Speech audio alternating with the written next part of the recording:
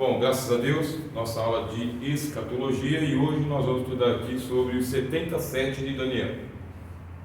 Você vai lá para Daniel, capítulo 9, e é ali que está o enigma dos 77. E por que eu estou falando 70 vezes 7? Porque é a linguagem que o anjo utilizou. Acontece que a profecia foi dada primeiro por anjo. Não veio uma profecia muito clara. É o anjo que entregou um enigma para o Daniel. Daniel, ele tem o pequeno Apocalipse, que começa no capítulo 7 e vai até o capítulo 12. É chamado de pequeno Apocalipse de Daniel. E o que acontece? Você precisaria do dom para Deus te dizer o que significa a profecia. Você vê que é tão enigmático que quando chega no Apocalipse, o anjo pergunta para o João: o que é que você está vendo e o que é que isso significa? Ele diz: eu não sei. Ele no céu não sabe. O anjo está falando com ele, ele fala: não sei. Quem são esses e de onde vieram? Senhor, tu sabes, eu não sei. Nem quem são e nem de onde vieram. Aí depois o anjo pega e fala: ó, o segredo das 7 estrelas é isso e aquilo. Quer dizer, quando o anjo diz o que é, o João sabe. Quando o anjo não diz o que é, o João não sabe. Isso no Apocalipse. O mesmo acontece com o profeta Daniel. Ele tem sonhos e não sabe a interpretação. Deus tem que dar a interpretação para ele.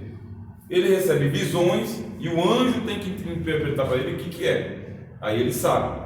Quando chega nas 70 semanas, o anjo não explica ponto por ponto, só entrega para ele a profecia. Aí fica esse escuro para nós. Chegou a hora de traduzir a Bíblia do hebraico para o português ou para os outros idiomas. Aí o tradutor tem um problema, porque lá no livro da profecia de Daniel, o anjo fala em enigma. Ele diz assim: 77 estão estabelecidos sobre o teu povo. Ué, mas na minha tradução está 70 semanas. É o tradutor que fez isso. É o entendimento de João Ferreira de Almeida, do Figueiredo, da King James. Esse é o entendimento dos teólogos na hora de fazer a tradução. Não é o que está no hebraico. O hebraico coloca 77. Aí qual que é a diferença entre dizer que são 70 semanas e dizer que são 77? É absoluta a diferença. Que pode ser 7 qualquer coisa. Pode ser semana, pode ser anos. Não sabemos. É uma linguagem de anjo, é uma linguagem enigmática. O que nós devemos fazer nesse momento? Ler a profecia, tá? Abrir aí Daniel capítulo 9. Nós vamos ficar hoje neste enigma. Então já antecipo para os irmãos e para as irmãs o seguinte: é um enigma, não vai ser desvendado nessa noite. O que eu vou trazer para vocês? As interpretações da academia. Quem que é a academia? Os teólogos. Os teólogos também não sabem com exatidão. Eles supõem, eles propõem. Pode ser que a gente esteja aí lutando e batendo na trave, bem? Mas pode ser que não. Qual que é o maior enigma? É o passo a passo da doutrina. Então, a Daniel capítulo 9 começa assim: no ano 1º de Dário, filho de Assuero, da nação dos Medos, o qual foi constituído rei sobre o reino dos caldeus, no ano 1º do seu reinado, eu, Daniel, entendi pelos livros. Olha aqui Daniel com a Bíblia aberta. Entendi pelos livros que o número de anos de que falou o Senhor ao profeta Jeremias, em que haviam de acabar as assolações de Jerusalém, era de 70 anos. O profeta Jeremias escreveu os livros e o profeta Daniel está lendo a Bíblia lá na Babilônia. Quando ele está lendo a Bíblia, o que ele encontra? Jeremias dizendo que Deus tinha estabelecido 70 anos de cativeiro para o povo de Israel. E por quê? Porque Deus tinha mandado, através da lei, que houvesse um ano sabático em Israel. O que é esse ano sabático? Eles trabalhariam a terra por 6 anos. No 7º ano, que é o ano sabático, eles não deveriam trabalhar a terra. É dar descanso para a terra, para os animais, para os escravos. Ano sabático. Acontece que desde o dia em que eles entraram na terra prometida, lá com Josué, até os dias de Jeremias, eles não tinham guardado o ano sabático. Eles estavam devendo para Deus 490 anos sabáticos. E Deus foi só entrando na contabilidade. Cadê meu ano sabático? Cadê meu ano sabático? Cadê meu ano sabático? Só trabalhando a terra ano após ano. Quando você abre o profeta Isaías fala, eles estão ajuntando terra com terra, herdade com herdade, estão enriquecendo muito. E nesse ano sabático eles deveriam dar aqui liberdade aos prisioneiros. Quem eram os prisioneiros? Homens endividados, que não tinham com o que pagar. Aí eles se entregavam como escravos para um irmão judeu, trabalhavam de graça para ele. Quando chegava no ano sabático, ele saía sem dívida nenhuma. Ele só podia trabalhar 6 anos. O que faziam aqueles judeus? Olha só porque eu falo o nome judeu, com muita vontade, né? Eles judiavam dos seus irmãos. Eles maltratavam os seus irmãos. É aquilo que o Isaías falou: toda a cabeça está enferma, todo o coração está inchado. Não tem nada são nessa nação. Ai da nação pecadora. Era uma nação ímpia. Quer dizer, aquela nação de Israel que você vê lá pintada no púlpito, sabe, romanceada, Davi, Salomão, é só para pregação, meu irmão. Se você vivesse naqueles tempos lá, você estava por aqui, ó, de raiva, porque você era expropriado pelos príncipes do seu povo. Não era só Deus que estava irritado com Israel, o povo estava irritado com seus príncipes. Uma nação que não deu certo, não guardou as alianças, adorava os demônios, fazia alianças erradas com os reis errados. Uma nação totalmente extraviada, saiu desde Moisés até a vinda de Jesus. É uma nação que não deu certo. O profeta Ezequiel, ele chega a dizer o seguinte: Israel é uma prostituta na beira do caminho. E essa é Israel. Que tipo de prostituta é? Bem, pelo menos a prostituta, ela cobra um valor para ela deitar com seus amantes, né? Paga tanto. Israel não, ela paga para os amantes ficarem com ela. Isso é o Ezequiel falando. Essa é Israel. Então não tem aquele romantismo do púlpito, sabe? O povo de Israel. Não existe isso. Essa nação nunca foi fiel a Deus. Jamais. Fora que vários dos reis também faziam idolatria, né? O próprio Roboão, Acabe, Manassés. De ponta a ponta. Então não dá para contar nos dedos os reis que adoravam ao Senhor, né? Dá para contar nos dedos. Então aquela nação, por que ela foi para o cativeiro babilônico? Aí está explicado. Foi para o cativeiro babilônico porque não guardava o ano sabático e contabilizou 490 anos de dívida para com Deus. Para que Deus desse 70 anos de descanso para a terra, ele cobrou sem juros, né? Porque Deus condena a usura, que é os juros. Ele cobrou só a dívida certa. Qual que é a dívida certa? Estamos devendo 70 anos de descanso. Pegou e levou o povo para a Babilônia. Está no livro de Jeremias, isso aí, tá bem? Daniel está lendo Jeremias. Está lendo. Já passou o Império Babilônico. Ele diz aqui que chega o Império Persa, Dario, tá bem? Primeiro era o Ciro, aí o Dario, tá bem? São os medo-persas. Ele está lendo a Bíblia e ele fala: Deus deu prazo, chegou a hora. Aquele anseio apocalíptico, sabe? Aquela sensação que você e eu estamos tendo, de que Jesus realmente tem que voltar nessa geração. O Senhor tem que voltar nessa geração, não é possível, volta Jesus, sabe? Maranata, volta, tem que ser nessa geração. Está muito coincidente os sinais aqui para dizer que não. E o Daniel está nessa expectativa. E o que ele faz? Ele vai para o joelho. Ele é um homem de oração, vai para o joelho e começa a orar, pedindo para Deus um esclarecimento sobre quando é que as assolações vão acabar. Porque a profecia diz assim, em que haviam de acabar as assolações de Jerusalém, e era de 70 anos. O que eu aprendo com isso? Que eu devo orar em cima da profecia. Eu oro em cima da profecia. Eu leio a Bíblia, entendo o texto, eu falo com Deus: Senhor, esse texto aqui não se cumpriu, ou está se cumprindo e eu estou fora. Senhor, esse texto aqui eu estou fora dele. Se o texto diz, imporão as mãos sobre os enfermos e os curarão, e eu imponho as mãos sobre os enfermos e os enfermos não são curados, eu vou falar com o dono da obra. Alguma coisa está errada, ou o texto ou o Rogério. Vou falar com o dono da obra. Se diz que eu expulsarei os demônios no nome dele, e eu mandei sair, o demônio não saiu, eu vou falar com o dono do poder. Alguma coisa está errada. Ou o demônio é muito forte, ou o Rogério é muito fraco. Ou o texto é falso. Como o texto não é falso e o demônio não é superpoderoso, o Rogério está sem unção, sem autoridade. Aí eu vou falar com quem tem autoridade. É assim que eu aprendo a orar. Eu leio a Bíblia, o meu entendimento se abre, eu leio e eu oro a Deus. O Daniel está fazendo isso, começa a se humilhar bastante diante de Deus. Aí, lá no versículo 20, Daniel 9:20, tá? Estando eu ainda falando e orando, você vê que ele faz a diferença entre falar e orar. Olha que negócio interessante. Falando eu falo comigo mesmo, orando eu oro para Deus. Você pode falar com você mesmo e orar a Deus na mesma oração. Você pode simplesmente estar pensando e orando. Aprendo isso aqui também com o Daniel, que é um homem de oração.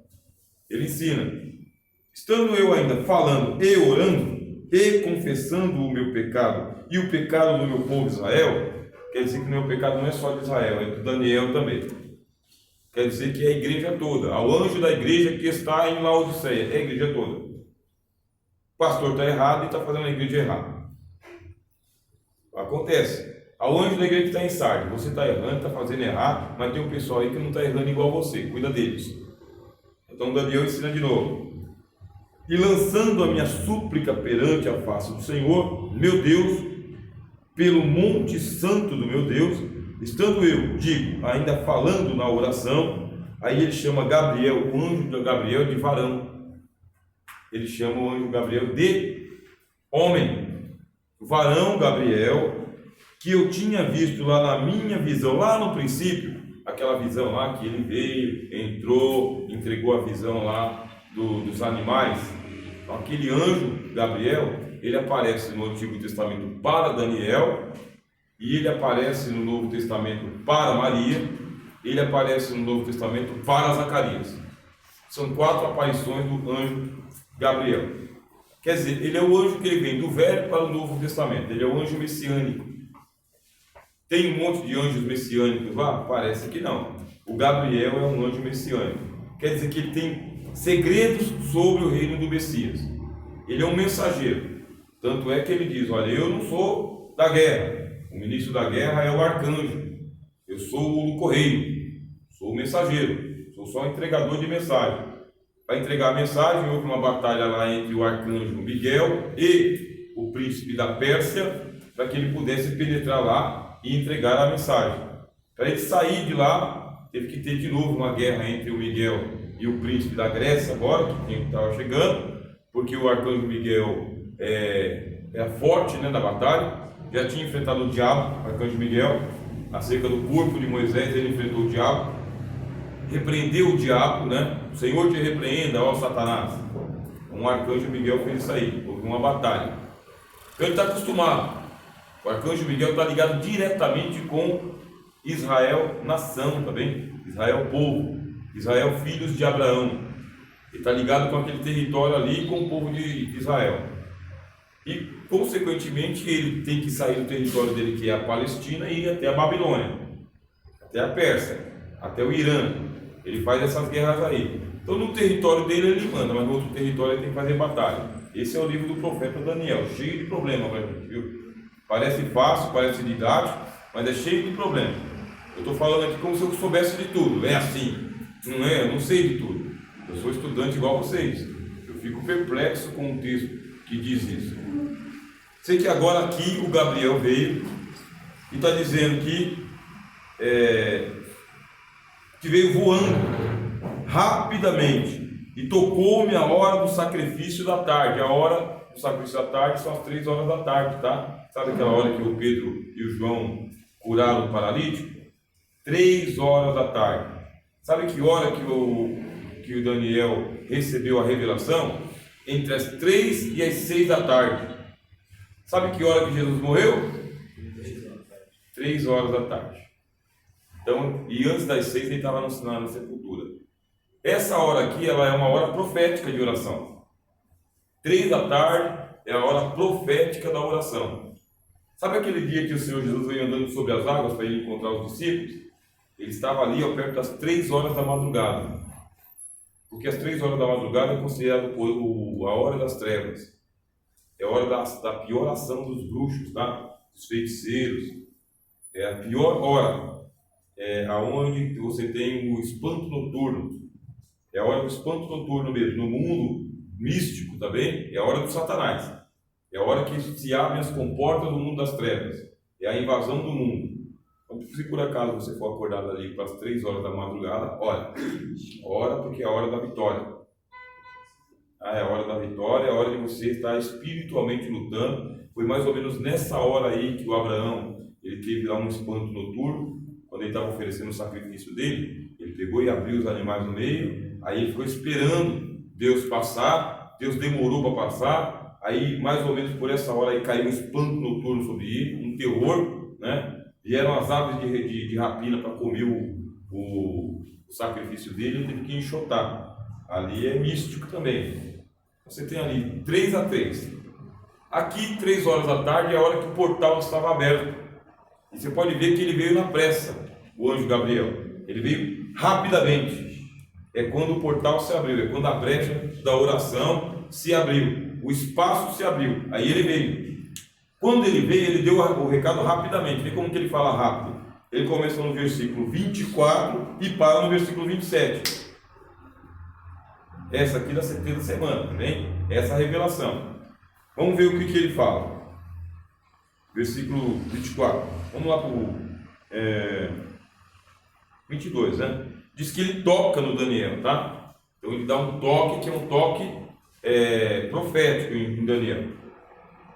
É um toque assim que muitos que já tiveram experiência falam que sentiram a mão do Senhor, como se fosse no ombro. Muitos que já tiveram essas experiências místicas sentem um peso, que é o peso da profecia, que é a mão do Senhor. É um toque da profecia, toque místico.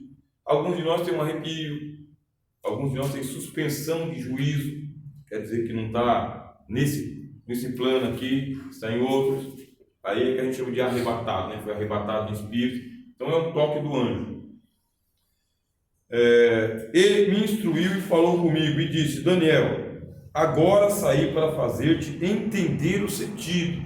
Está falando em linguagem humana com ele.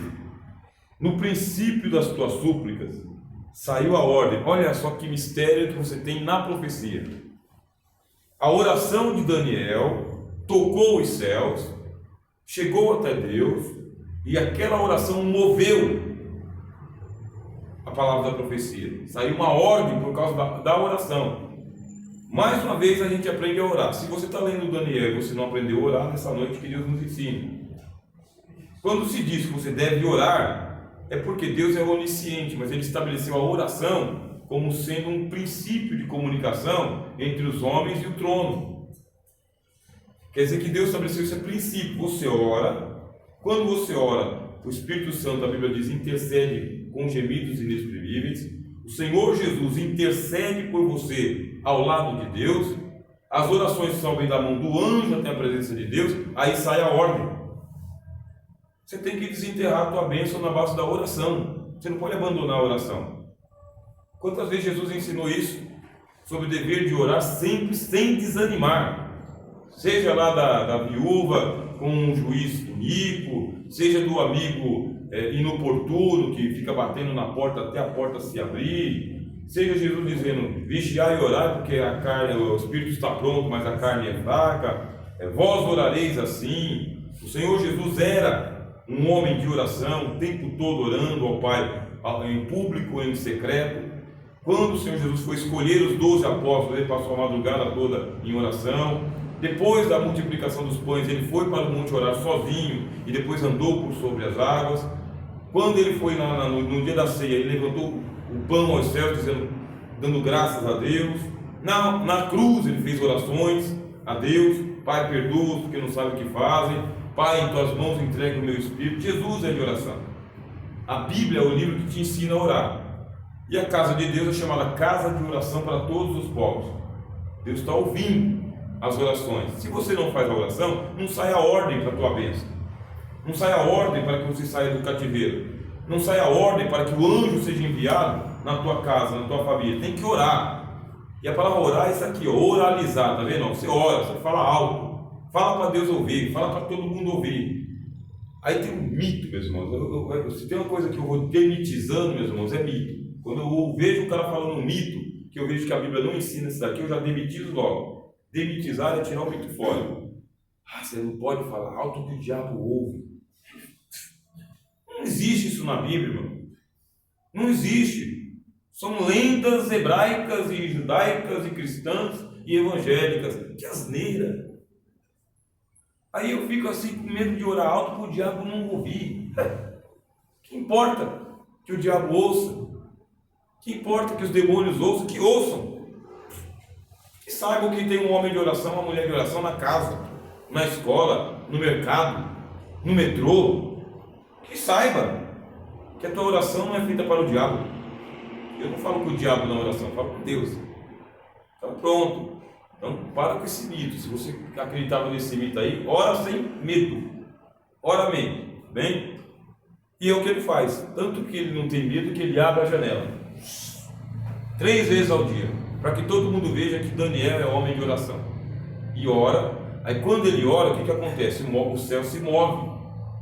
O céu se move, é dada uma ordem, diz o anjo Gabriel, uma ordem para que ele pudesse vir e conversar com Daniel, olho no olho. Então agora que eu já sei disso, é o que eu faço. Eu oro e falo com Deus. E peço para ele que, se for necessário que era o anjo, que me envie o anjo. Peço ao Senhor, se for necessário o anjo nessa batalha aqui, manda o anjo. Já manda com espada desembanhada, já sai cortando capita pelo meio. Já sai. Sem crise, meu irmão. Isso aqui é um mundo de guerra? Se esse anjo aí não serve para a batalha, o Senhor manda ele com o exército inteiro. Mas a mensagem tem que chegar, meu irmão. A Bíblia fala sobre a presença dos anjos na vida da igreja. Fala. É que o pessoal que fica com tanto negócio de teologia para racionalizar as coisas, que começou a combater a angelologia. Começou a combater. E aí, depois que tirou a angelologia, não colocou nada no lugar. É como se os anjos não estivessem trabalhando mais. Tiraram o fogo. Desde que a teologia entrou na igreja. Eles continuam batalhando do mesmo jeito. Só que a gente não tem mais esta ciência. Tem que retomar essa ciência, meus irmãos. Pelo menos aqui você tem o anjo Gabriel. E diz, no princípio das tuas súplicas. Está vendo que é no princípio? É no começo da oração. Da outra vez foram 21 dias. Aqui não demorou 21 dias. Aqui, já no princípio das súplicas. Saiu a ordem, e vim para te declarar. Declarar o quê? Ele estava perguntando sobre quando havia de acabar as assolações de Jerusalém. É o tema da oração dele. Ele quer saber quando é que vai ter esse fim de Jerusalém, das assolações de Jerusalém. 3 horas da tarde, tá bem? Aí diz assim, porque és muito amado, toma, pois, bem sentido na palavra e entende a visão. Ele está tendo uma visão. Então o anjo está falando com ele, tocou nele, e ele está em êxtase profético, e agora ele vai entender a visão. 70 setes, você pode colocar aí setes do lado da palavra de semanas, tá? 70 setes estão determinados sobre o teu povo. Aí a gente começa a colocar aqui. Eu vou ter que apagar aqui, senão eu vou ficar sem quadro, né? Olha para vocês verem. 70 vezes 7, eu vou colocar aqui, tá? 70 vezes 7 estão determinados, Aí tem um problema, que é o seguinte: Jesus disse, a palavra da Escritura não pode ser anulada. As Escrituras não podem deixar de se cumprir. Não é um jogo de palavras, meu irmão. Jesus disse, as Escrituras não podem ser anuladas. Aquilo que está profetizado está determinado, tem que acontecer. Como vai acontecer nós não sabemos. Quando vai acontecer nós não sabemos. Mas o que vai acontecer nós sabemos. O que vai acontecer? Jesus voltará. O que vai acontecer? Esse mundo aqui vai ser destruído pelo fogo. O que vai acontecer? Vai surgir um líder mundial que a Bíblia chama de o anticristo, o homem do pecado, filho da perdição, príncipe do abismo. A Bíblia fala de um líder que vai surgir aqui para trazer um juízo sobre os homens na terra. Isso é uma profecia. O que mais? Jesus voltará e todo olho verá. Isso não tem como mudar. Vai haver um juízo de grande trono branco. Não tem como mudar isso. Não tem o que eu ou você faça que mude a Escritura. A Escritura não pode ser anulada. Ela vai acontecer. E o anjo está dizendo, estão determinados 77 sobre, aí ele fala, teu povo, tá? Vamos colocar aqui, ó, para a gente interpretar a profecia. Teu povo, quem mais? Tua cidade, santa cidade. Ó, então tua santa cidade, quem mais? Que está determinado para acontecer? Pode ficar com a Bíblia aberta, irmãos. Tem? Extinguir a transgressão, olha aqui, ó, escreveu, extinguir, meu irmão, ó, que negócio extraordinário, a transgressão, o que mais? Dar fim aos pecados. Hã? Dar fim aos pecados. Dar fim aos pecados, o que mais? Espiar a iniquidade. Espiar a iniquidade. O que mais? Trazer a justiça eterna. Trazer a justiça eterna. Alguma coisa mais? Selar a visão de profecia. Selar a visão